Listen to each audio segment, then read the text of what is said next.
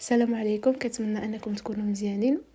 صراحه بغيت نبارطاجي معكم واحد لي دو موديل اللي واعرين واحد الدرجه بزاف، واللي زعما ماشي ضروري الانسان خصو يكون كيقرا باش انه يفهمهم. طبعا لا كومونيكاسيون كنحتاجوها في حياتنا كامله، ولا بسيكولوجي كنفهموا زعما كنفهموا الكاركتر ديالنا، بزاف د الحاجات فينا، يعني بزاف د الحاجات في الناس كنحاولوا نفهموا كيفاش اننا نتعاملوا مع راسنا ومع الطرف الاخر. لهذا مهم انا شرحت واحد البارتي صغيره ديال لا بيرسيبسيون، يعني الادراك. بصراحه شرحتها كامله بالفرنسي، ولكن كنقول استعملت واحد الفرنسي اللي سهله، اللي كنظن انها مفهومه لكل شيء. وطبعا بغيت ناخذ رايكم واش نكمل زعما شرح هاد لي موديل من بعد اللي عاد نعدلهم ان شاء الله باذن الله، واش بالفرنسي ولا زعما نعمل الفرنسي والعربيه او ميم طون، ولا غير بالعربيه. يعني مهم، يعني رايكم كيهمني. طبعا نخليكم مع واحد المقطع واحد ليكزامبل، زعما نتوما عطيوني رايكم ابخي. اذا كان مفهوم هو هذاك، اذا ما كانش مفهوم ديك الساعه نعدلوه بالعربيه ان شاء الله يا ربي. Bonjour tout le monde, j'espère que vous allez bien. Aujourd'hui, je vais expliquer une notion qui est très importante et celle de la perception ainsi de ses problèmes.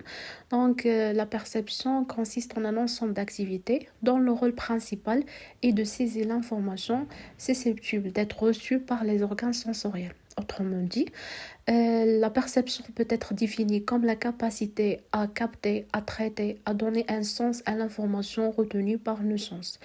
Elle est par conséquent le processus cognitif qui nous permet d'interpréter notre environnement, bien sûr, à l'aide des stimuli que nous captons par les organes sensoriels. On peut dire que la perception ne se résume pas à la simple réception des données venues du réel, mais c'est un processus par lequel un individu sélectionne, organise, interprète et bien sûr communique les stimuli parviennent du réel, d'une sens bien sûr. Donc c'est tout simplement une lecture de la réalité.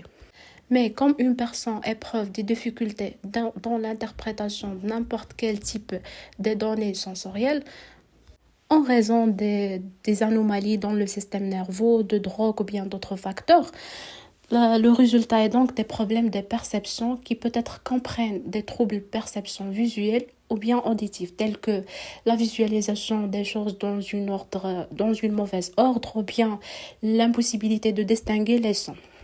À titre d'exemple, les problèmes de la perception visuelle impactent la façon dont une personne interprète les stimuli ciblés par nos yeux. Ainsi que le problème courant qui se produit, c'est que dans le positionnement ou bien l'organisation des choses. De nombreuses personnes inversent les lettres lors de la lecture d'un mot, tandis que d'autres pourraient confondre les directions, c'est-à-dire elles percevoir des choses dans la gauche mais comme elle est dans la droite.